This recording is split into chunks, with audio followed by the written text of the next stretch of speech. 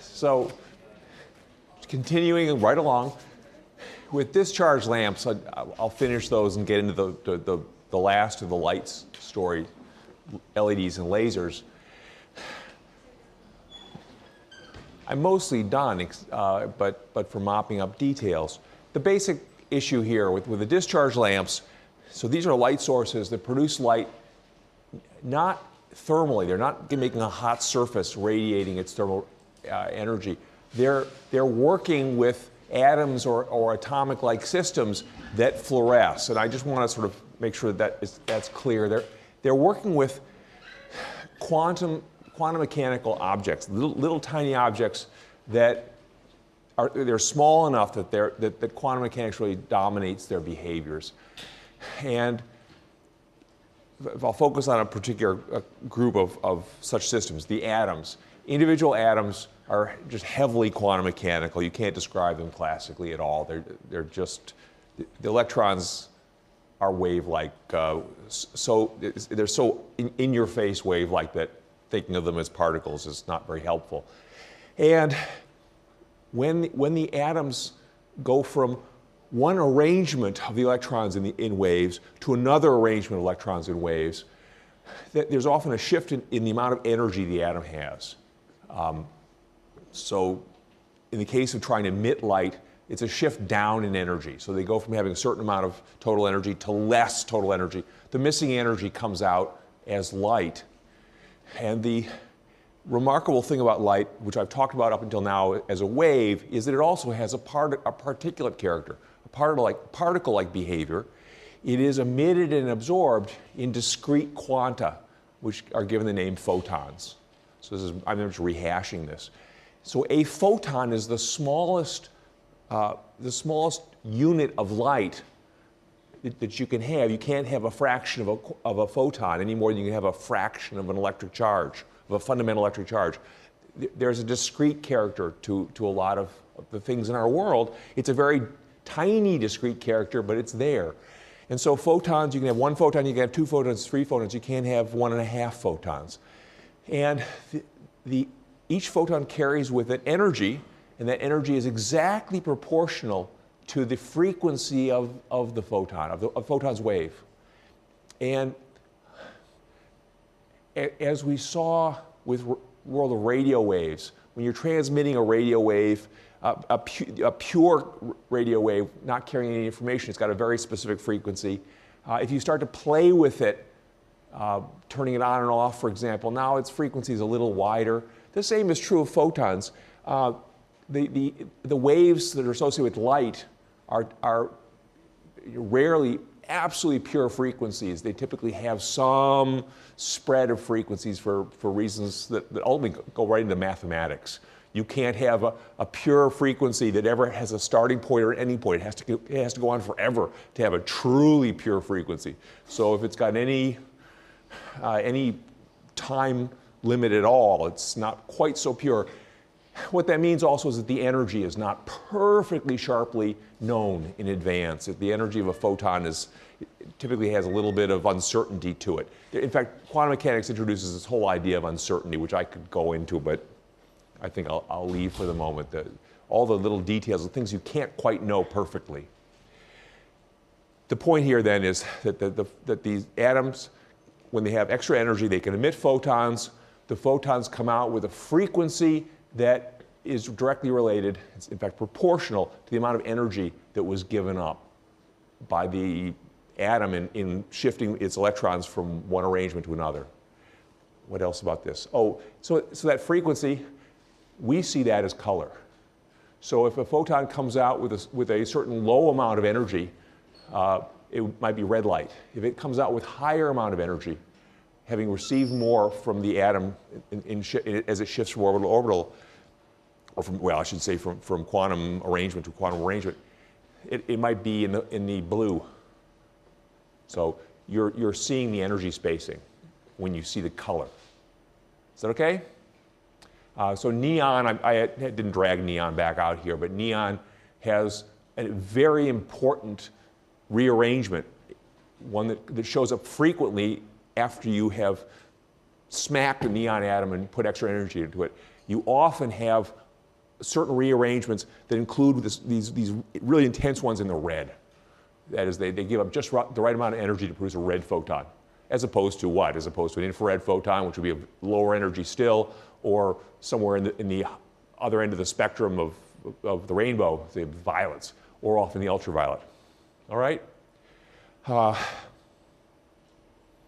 That's enough for neon. Any questions about when you see the color of a neon lamp or any other of the gas lamps directly, you're seeing atoms fluoresce?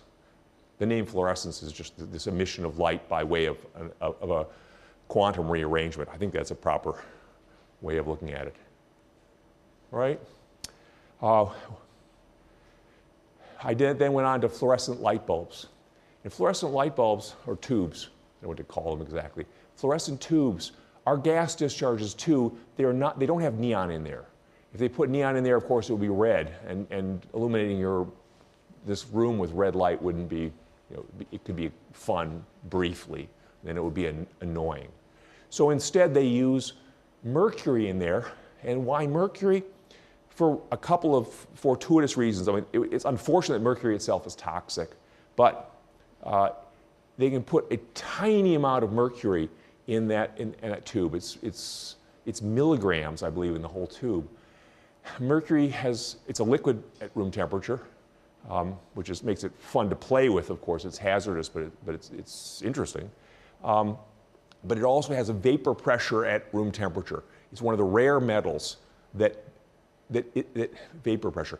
It can be gaseous at room temperature and have a decent density of atoms rolling around in the gas, even at room temperature.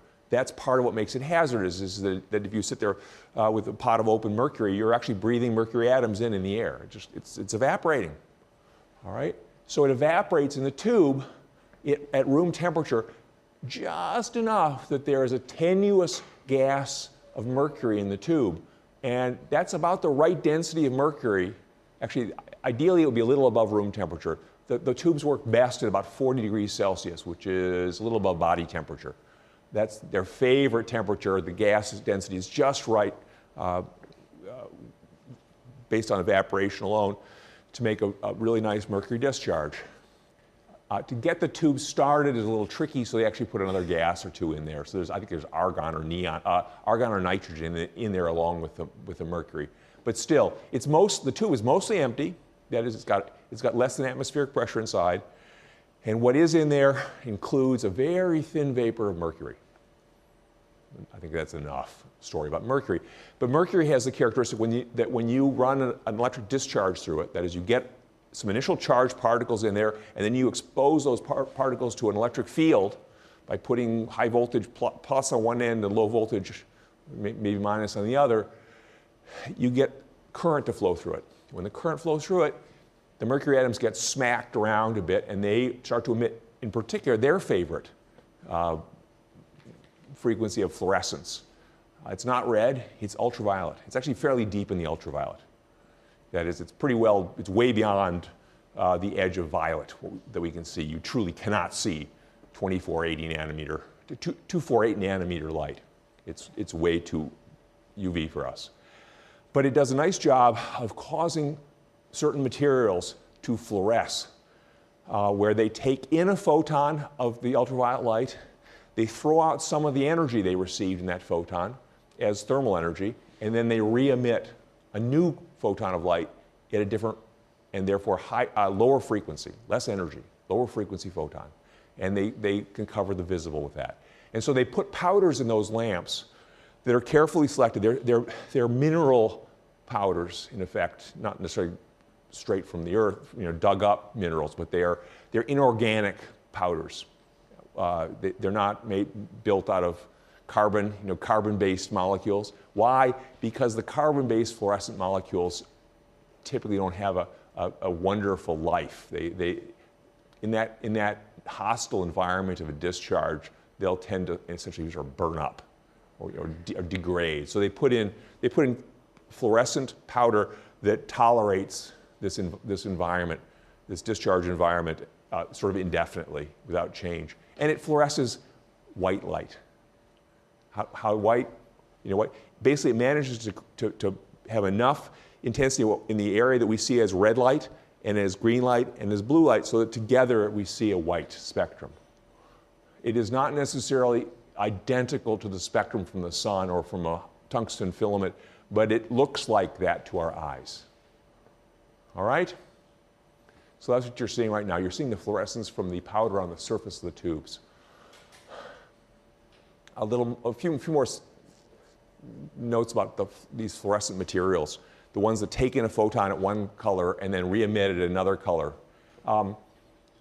Prior to, I don't know, 1950, give or take, there were fluorescent compounds were rare, things that fluoresce and emit a new wavelength when exposed to you send in one frequency, you get a different frequency.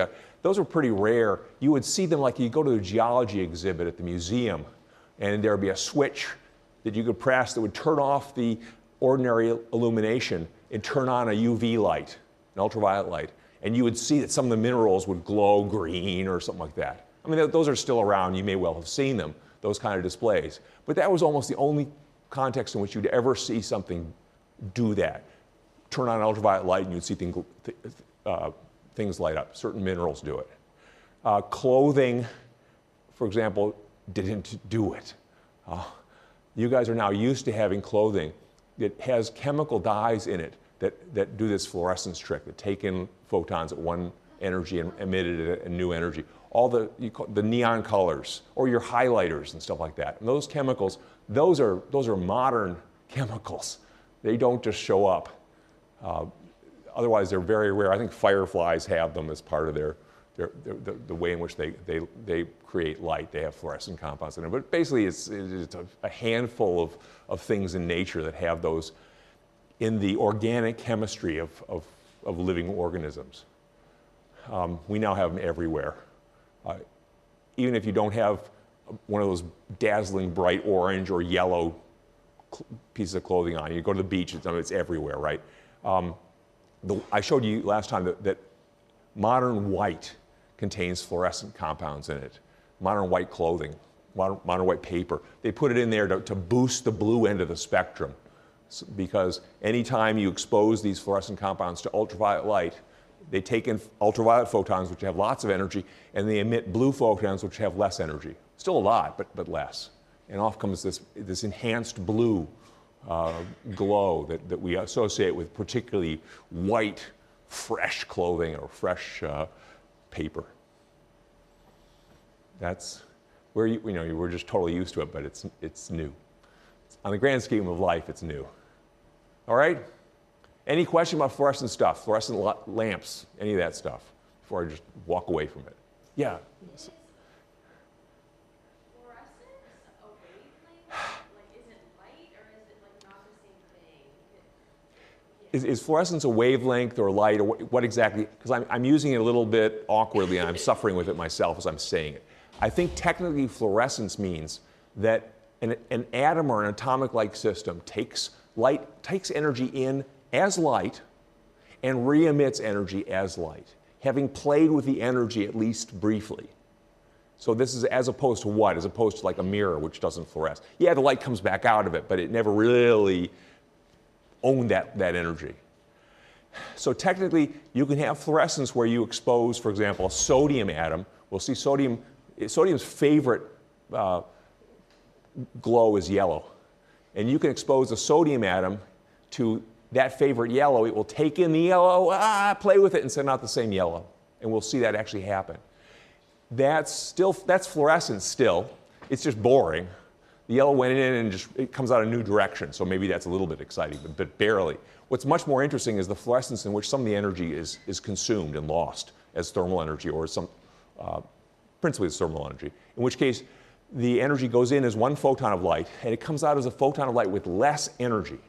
So it's always shifted toward the redder end of the spectrum.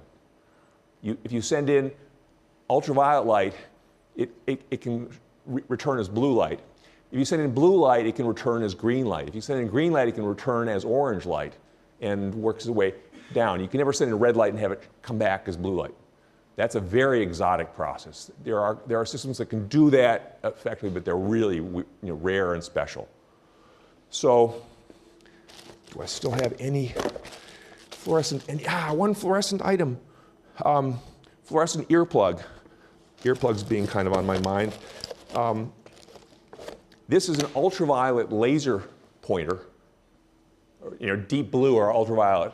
And so there's no orange light there. But if I send that at this earplug, you see it glowing orange, right? Pretty intensely. There's no orange light illuminating it. It's sending out orange light, having absorbed the ultraviolet photons and turned them with pretty substantial efficiency into orange photons. Is that okay? And as long as I use a light that has higher energy than the light that comes out, it may still work. So here's a green laser pointer. Get the same thing. We're taking green photons, which have higher energy than orange photons, and turning them into orange photons. If I had a red laser pointer, boy, I wish I had a red laser pointer, do I? Oh, very unlikely, right? They were so dime a dozen up until a certain point. I've got them downstairs. I didn't bring them. But anyway, if I illuminate this with a red laser pointer, nothing fun would happen because it can't build orange photons. Not enough energy. Yeah? So you said energy belongs to thermal energy? Yeah. So if you kept shining the ultraviolet light, would it get hot at one point? Yeah, if I keep shining the ultraviolet light, would it get hot? And the answer is yes. Because the energy is really going to thermal. So 20% or something, or you can calculate it actually, based on frequencies, of the energy is going into thermal energy, so it will get hot. And depending on how the molecules and stuff handle the heat, they may live forever and just simply get warm, or they may actually begin to degrade. And you've noticed that photographs, for example, or posters put in a store window for a year or two and exposed to sunlight, the colors start to shift. And particularly, they lose the reds. A lot of old photographs and posters end up looking kind of blue. The red's all gone. Well, why is that? Well, because red dyes, red colors, absorb all the high energy photons in light. They absorb the blues. They absorb the greens. They absorb, possibly by accident, ultraviolets. And that's a lot of energy to absorb. What do they do with it? Well, they ideally turn it into thermal energy, but in fact, sometimes it just damages the molecules. And so red paints and dyes are particularly vulnerable to just wearing out. The photons go in and do chemical damage to them until they eventually stop having a color and no longer absorb anything. They just get kicked around until finally they're unable to work with light. And that's just bleaching in the sun. That was the classic way to bleach clothing or bed linen or something like that before the era of modern chemistry, basically. You would weave the cloth that you wanted to have white, and you would then lay it out in the fields for a week. And sunlight alone would just go in there, and any molecule that wants to be a red pigment would eventually just be destroyed by absorbing too many energetic photons and not being able to handle them. Okay? All right. Other questions about anything about how fluorescent light bulbs work? 10 years ago, I would say knowing how they work is super important because they'll be around forever. Well, that's not the case anymore. They're dying already. So these linear tubes, 50 years ago, that's all we had was these long, straight tubes. In the past couple decades, you've had these spiral ones, the compact fluorescents, and those were the big deal. And now even those are becoming, they'll become extinct eventually, I think, because you can do better with light-emitting diodes. All right. What else? Okay.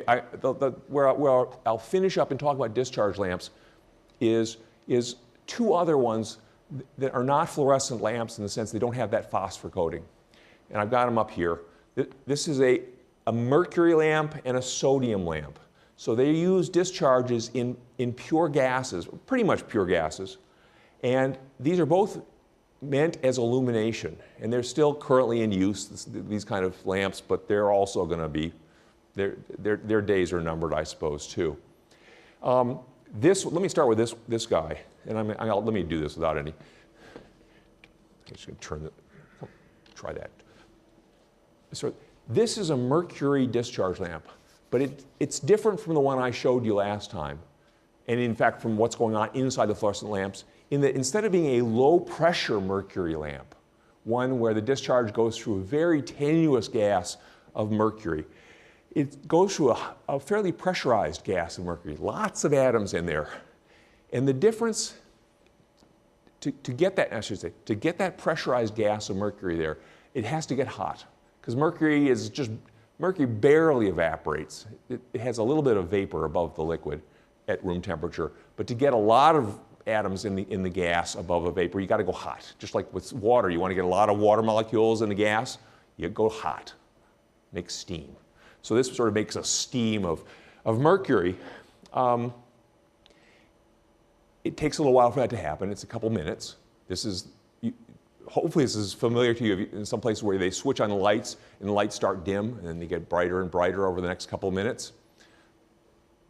Your own children won't know about this anymore. It'll be gone. But this guy will take a little while to warm up. When it first starts, it will be a simple discharge in the low pressure vapor, partly mercury and partly something else, just to help the discharge get started. I may have argon or nitrogen in there just to help the discharge get started.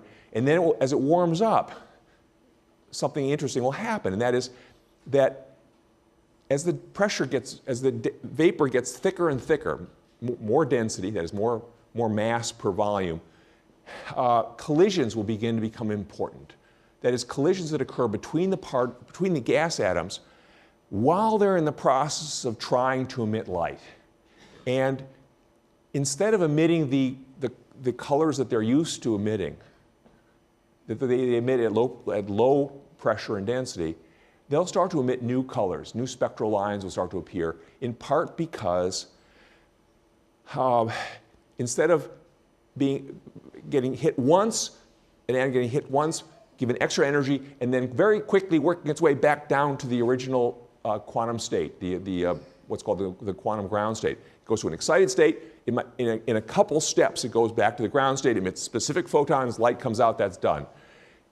In a high pressure environment, it can get hit once, it goes up to an excited state, it starts to work its way down, it gets hit again, and it works its way to higher states, and it gets hit again, and it has trouble working its way to the ground state, and it explores territory that it would not explore in its arrangement of its electrons.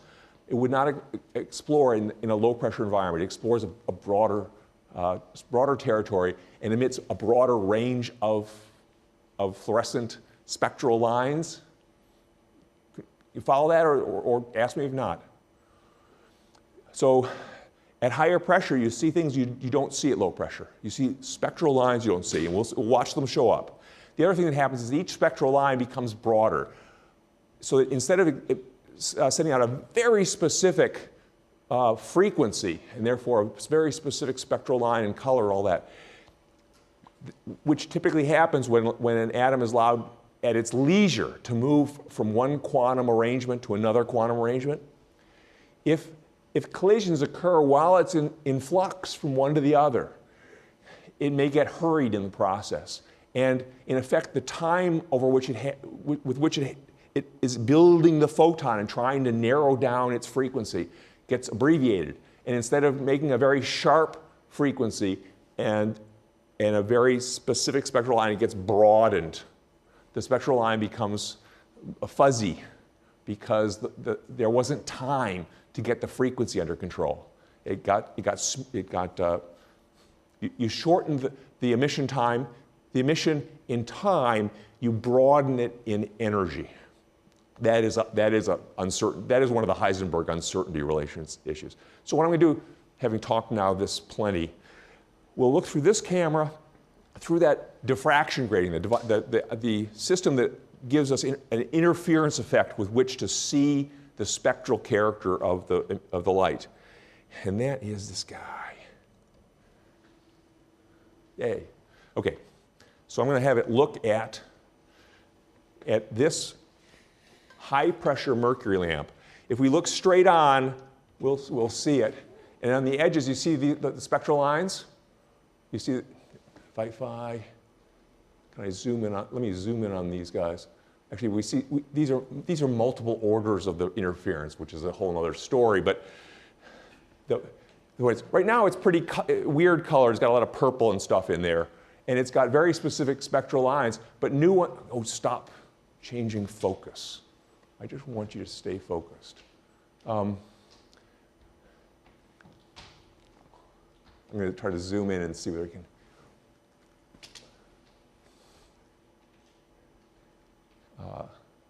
It's hard to separate them quite as much as I'd like. Can I get my... We'll see more and more lines show up as it gets hotter. And basically the light is getting whiter and whiter as the pressure gets higher.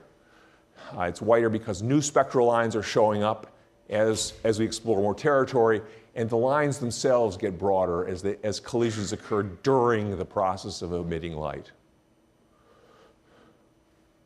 So you okay with the ideas? Any questions about the ideas? This kind of tube has the characteristic that it takes a while to warm up, and if the power is interrupted for more than a very short time, the discharge collapses. It loses all the charged particles, and then it's hard to get them back. So you have to let it cool down before you can start the discharge again. Before you get those first charged particles, they are moving. They need room to move to accumulate energy in order to start knocking charges out of each other. So the discharge it's hard to start discharges at high pressure. You usually let the pressure go down low and then turn it up. So this is, for any of you who have had to deal with this problem, well, like at the gymnasium, there's a power flick or something, there's some lightning strike or something, the power goes off for a second, all the lights turn out in the gym, and you have to wait 5 minutes before they come back on. They restart, and then they start warming up again. So I'll show you this. When we turn this guy off, we will not be able to restart it for a few minutes. All right, this is getting all washed out, so I'm not sure there's more instruction here, except just getting dazzled. So let me turn out the power and try to restart it. No, it's on again. We lost it. So it won't restart until it gets cool. Any questions about a high-pressure mercury lamp? You've seen these guys in various places. They're pretty energy efficient, which is why they're used. They're also able to put on a lot of light, in contrast to most even fluorescents and stuff. They just aren't as bright. Okay, let me go over to the other guy. The other guy is a sodium vapor lamp. And here we are looking straight at it for the moment.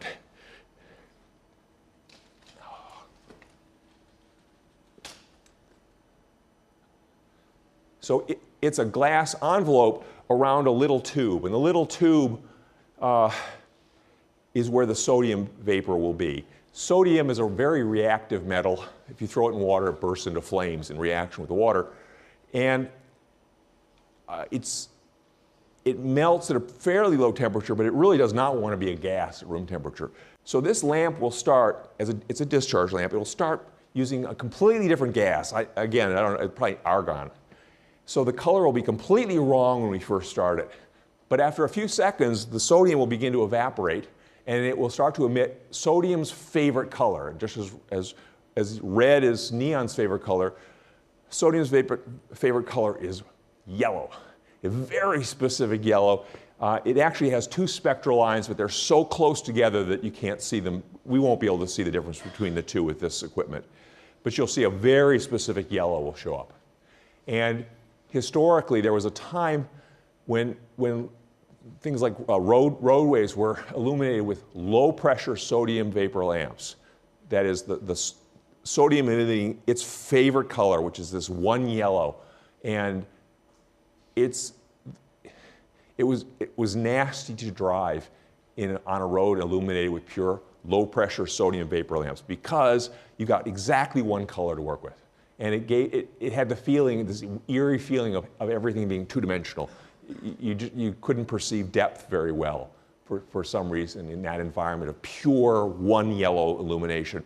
So you don't find them anywhere anymore. They just were phased back out. They were very energy efficient illumination, which is why they were popular for a while. But they were horrible, just so specific, so monochromatic. So this is a high-pressure sodium vapor lamp. It's taking advantage of those same exact things I was describing in the high-pressure mercury lamp. Once the pressure builds up, which occurs as the temperature rises, Then you start having the sodium atoms begin to explore more territory, and they emit different new spectral lines that weren't there. And they also begin to have collisions during the process of emitting light, so that every spectral line becomes intrinsically broader. It's not as sharply defined in energy and therefore not as specific in frequency. That's the main thing to talk about. So it will start with a very specific yellow, and then it will get richer. Both new lines will start popping up, and the lines themselves will get broader. The other feature that I want to tell you about, and we got time to see it. When the pressure gets high enough, you get a strange behavior occurs in that original yellow spectral line. The original yellow spectral line, again, is this one very special favorite frequency of emission from sodium. It involves, it's a radiation where the one electron goes from an excited orbital to the ground state orbital. It's the last step in returning to the ground state. And so, as an atom that has just returned to the ground state and emitted this yellow light is perfectly capable of absorbing that same yellow light and going from the ground state back to the excited state. It's reversible. Right? It has extra energy, it emits light and goes to the ground state. That light can come along and add extra energy and return it to the excited state. It's just the same story backwards. And atoms work like that. If you expose them to the light that they were just able to emit, they're also able to absorb it and undo the emission process. It's the same concept run backwards, as though you reverse the movie.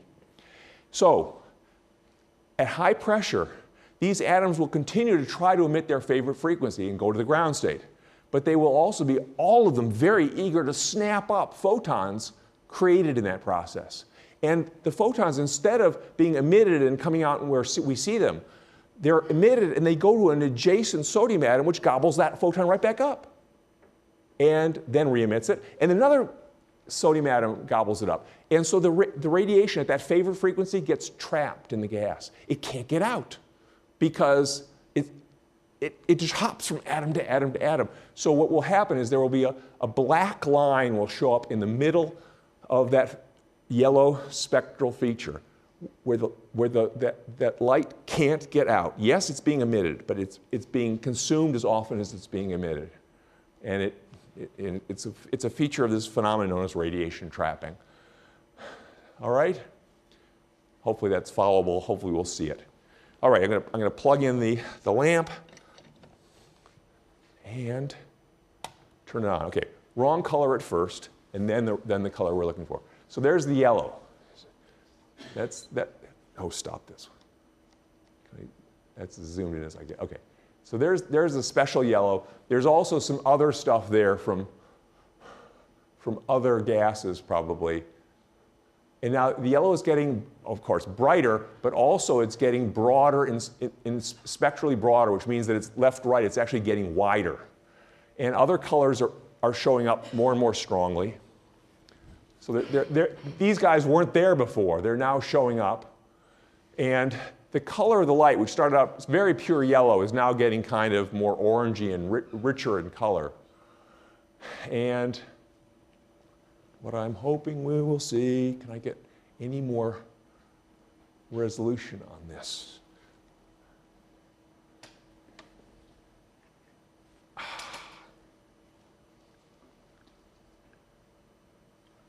I'm not sure I can. Can I dim this down anymore? Got no control over anything here.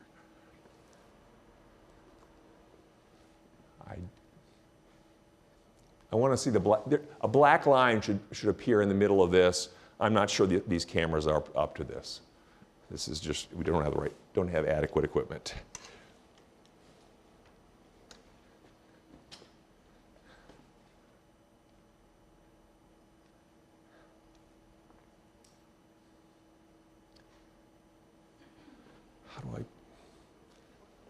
I'm going to make a pinhole in front of that camera to try to cut down on the brightness, give us some more resolution.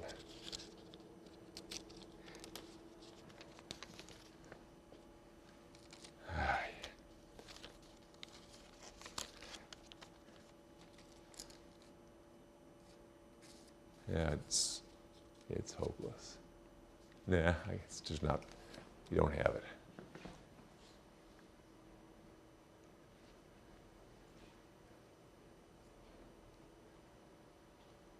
Oh well. I should have planned ahead better. All right. Anyway, you can see it's gotten considerably more white. This kind of illumination you can tolerate. It's got a yellow tint to it, but it's not great. It's got a fair amount of real whiteness. Yeah. How does the camera like pick up the red, green, blue, white? The spectral thing. Yeah. That's this grating that was in front of it. The grating. So here's the lamp totally washed out because I've got no control over its f-stop. It's unfortunate. I should just have my own camera.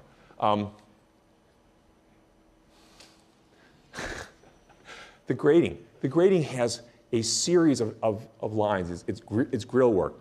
The spacing between the lines is like a millionth of a meter, like a micron or less. It's very, very fine. And so as a wave goes through it, the wave gets chopped into a whole bunch of separate, let me turn this off. I think I've proven the point. Separate little partial waves, which then go on. They spread out. Each one is a ripple on a pond. And you've got all these ripples on a pond, and there are certain directions, right, like that one right there, where you get constructive interference for yellow light along that path. So yellow shows there. And for green, it's only right there. And what I'll show you is so with this laser pointer, the laser pointer, when it goes through this, will do the same thing. It gets sliced up into pieces, and only along one direction. Straight ahead, you'll get constructive interference. But off at a certain angle, right there, you'll get constructive interference. And here it is. You see it over there? And then why laser pointer as opposed to a flashlight? It's because, first of all, laser pointer is one color. And second off, it's actually a single giant wave. This, in contrast to everything I've shown you up until now, instead of being buckshot, lots of separate photons that are unlike each other, this consists of the beam from this flashlight, laser pointer, consists of one photon copied an enormous number of times. So they're all identical. They're one way. They're all their electric field up at the same time, all their electric field out. And when you send them all through, they all interfere. The entire wave then is able to interfere constructively only at that one point on the right and only at that one point on the left. Actually, there are a couple of what are known as orders here. You can see this is the main one. That's the 0th order. On its left and right are the first order, and then there's the second order guys. There's a second order on my left. I don't see the second order guy on the right. Oh, there it is. Okay. So that's what the gadget was doing for us. And if I had this set up right with a camera that I could adjust make it so it could deal with the brightness, we'd see the spectral lines more well defined. And we would have seen particularly that central yellow line. In years past, I've had it come out where you see that central line and a hole just picks up right in the middle, saying that there's no light coming out at the favorite frequency of sodium because it can't escape. It keeps getting snapped up by sodium atoms. The tube is essentially black at that opaque at that special wavelength. Other questions? So this is a story of discharge lamps. They're great. They're useful. They still get used in a lot of things. The projector lamps. So the lamp projecting up there, and I'll put this guy back. These projectors, the light sources are discharge lamps. So I think most of movie theaters use discharge lamps to create the light initially. Some car headlights are discharge lamps. What do they do for us that almost nothing does is they put an awful lot of light out from a small starting point, which is useful for optical things like where you're trying to make a projector. It's nice to have all the light originate from one point in space. Obviously, you want to have a lot of blues if you're trying to recreate interesting, for photographic purposes. You want a lot of blue, so incandescent lights light sources were never a very good choice for projectors. The one downside of discharge lamps, two downsides. One is that they tend to wear out. The act of trying to get current, the process of trying to get current to flow through a gas, it's got to start somewhere, it's got to end somewhere, and it typically starts on metal, it ends on metal, and you often end up gradually eroding those pieces of metal that are actually, they're inside the tube, or they're penetrating through some wall of the tube, and that metal evaporates. It's technically not known as evaporation because it's going right from the solid into a gas, and that's technically known as sublimation. But you can erode the metal, and the metal then migrates around in the gas and sticks to things, so it begins to dirty the wall of the tube. And eventually the discharge doesn't run properly anymore. You damage what are called the electrodes enough that the discharge fails.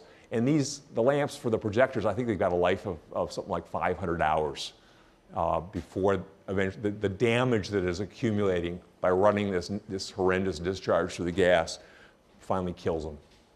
So that's an expense.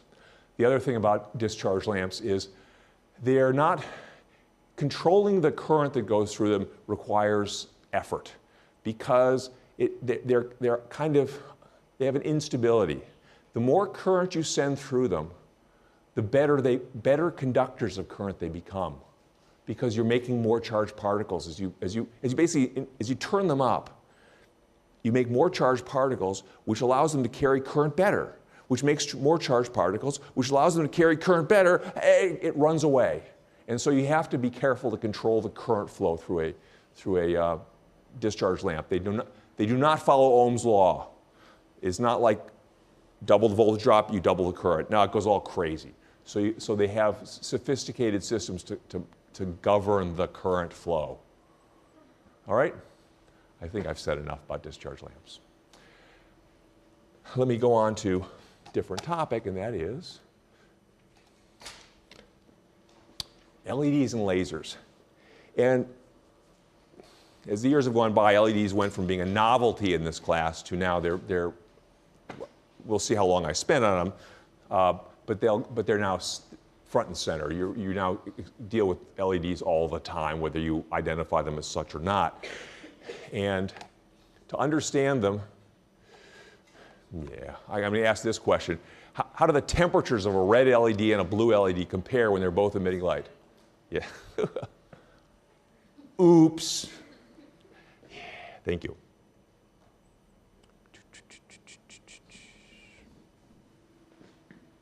Better. And you could see, ta-da, okay. How do the temperatures of a red LED and a blue LED compare when they're both emitting light? Have you ever touched them? They're pretty cool. I mean, cool. They're not hot, okay? So how many think the red one's hotter? No. How many think the blue one's hotter? No. How about the temperature's about the same? Yay, good. Yeah, we're now way far afield from thermal emission of light. LEDs are really crafting the light particles. Temperature's got nothing to do with it, essentially nothing to do with it. So how do you work with these guys? LEDs and lasers, the reason I lump them together in part is because many of the lasers you now encounter are glorified LEDs, although the concept of laser is itself inherently interesting. They often have very pure colors. That's true of the LEDs as well as the lasers made from LEDs. An exception would be white LEDs. So this is a white LED, and really this is a fluorescent system. This is still one color LED with some fluorescent material in there as well. So it's using the trick that the overhead lights are using of taking in photons in the blue and sending them out in the reds and yellows and greens. Okay? So anyway, these devices love to produce pure colors. They operate for a very long time before they fail. Usually the electronics fails before the LED itself does. LED lamps, they'll all claim to be 100,000 hour lifetime. It's never true. They always fail for some reason, but a lot of times it's basically their power supplies fail. Lasers can be dangerous to your eyes. We can talk a little bit about that. The light that's reflected from a laser hitting something has weird character to it. It's got a speckly character to it, if you ever looked at that. And that comes about because of interference effects, and is related to the fact that the laser produces this single giant wave in most cases. And you get tremendous interference effects as a result, really enhanced interference effects. So the things I'll go through in talking about how LEDs work, and the first topic here that I'll talk is why can't electrons move through insulators? It might seem like completely off the wall. But the reason for going this direction is because in order to describe how LEDs work, light-emitting diodes work, I have to tell you how a diode works. And so in part this is an introduction to the world of modern electronics. So the LED has less in common with an old incandescent or Edison light bulb than it does with the computer processor in your cell phone or your laptop. So this is the beginning of the physics of how computers work. And here we go. So why can't electrons move through insulators? And the answer to that, which uses a word that I'm pulling out of nowhere, electrons can't easily change levels in insulators. What's a level? A level is another quantum standing wave. The idea is this, that we've seen how the electrons in an atom they're not orbiting little planets. They're electrons dancing in place in a quantum standing wave. And the different quantum standing waves, we call them orbitals because they're shaped, because they're around that central attractive positive core. So their standing wave character there, they can have different standing waves and associate with them as different energies. And I told you last time that energy is partly electrostatic potential energy. How close are they to the attractive core? How far are they away from it? And it's partly kinetic energy, which has to do with how tightly the crests of the wave are packed together. Well, that's true for electrons orbiting a positive charge, but how about if you put electrons into a material that it's going to have, so you build a solid. And if you build a solid, and I'll make the solid, doesn't matter what I build it out, it's ultimately going to be comprised of atoms. So let's rip all the electrons off the atoms. Let's put all the atomic nuclei where they're going to end up. We'll place them there. We'll hold them there magically somehow. So they're there. We'll make it a rectangular box, and we'll put only the nuclei in so far, and we won't worry about their quantum behavior. They have quantum behavior, but it's negligible for our purposes. And now we start putting the electrons in. And it is true that the electrons would love to orbit one of the nuclei because it's very attractive, positively charged. But it looks around and it goes, oh, their other nuclei look good too. It can't make its decision. So instead what it does is it settles into a wave that explores all the whole box.